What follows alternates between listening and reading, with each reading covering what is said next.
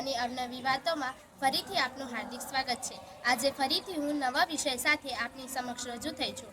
મારો આજનો વિષય છે આદર્શ વિદ્યાર્થી કેવો હોવો જોઈએ। શું આપણે આદર્શ વિદ્યાર્થી છીએ? તો આ વિડીયોના અંતે આપણે જાત સાથે સવાલ કરી અને પોતાના હૃદયને પૂછવાનું છે। તો ચાલો શરૂ કરીએ। આદર્શ વિદ્યાર્થી કેવો હોવો જોઈએ?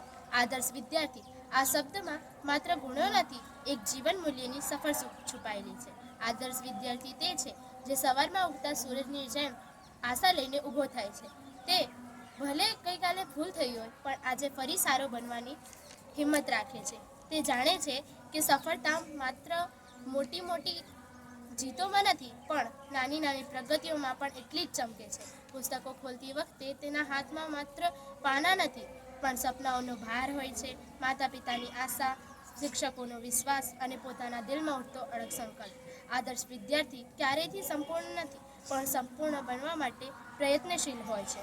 ભૂલ થાય તો નજર નીચે નથી થતી, કારણ કે તેમને ખબર છે કે ભૂલ ન કરે તે માણસ નથી અને ભૂલમાંથી શીખે તે જ વિદ્યાર્થી છે।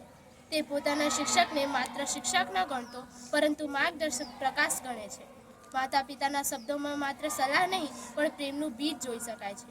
દોસ્તોને પાછળ નહીં મૂકે, એમનો હાથ પકડીને આગળ ચાલવાની રાહ શીખે છે। અને સૌથી ભાવનાત્મક સત્ય તો આ છે કે તે આદર્શ વિદ્યાર્થી બનવા માટે મોટું કાંઈ જરૂરી નથી, માત્ર સારું હૃદય, સાચી દિશા અને થોભ્યા વગર ચાલવાની આગ જોઈએ। આદર્શ વિદ્યાર્થી એ છે જે દરેક પડકારને પોતાના ભાગ્ય સામે ઊભેલી દિવાલ માનતો નથી પણ એને ચડી જવાનું સોપાન ગણે છે। એટલું યાદ રાખો કે આદર્શ વિદ્યાર્થી બનવા માટે કાલથી કોઈ નિર્ણય લેવો જરૂરી નથી। કાલથી નથી થતી એની શરૂઆત, પણ તેની શરૂઆત આજના એક નાના સંકલ્પથી થાય છે। અને કદાચ તમે, હું, અમે બધાએ આ સફરમાં પહેલું પગલું આજે જ ભર્યું છે। તો ચાલો ફરી મળીશું આવતા શુક્રવારે અવનવી વાતો સાથે। ધન્યવાદ।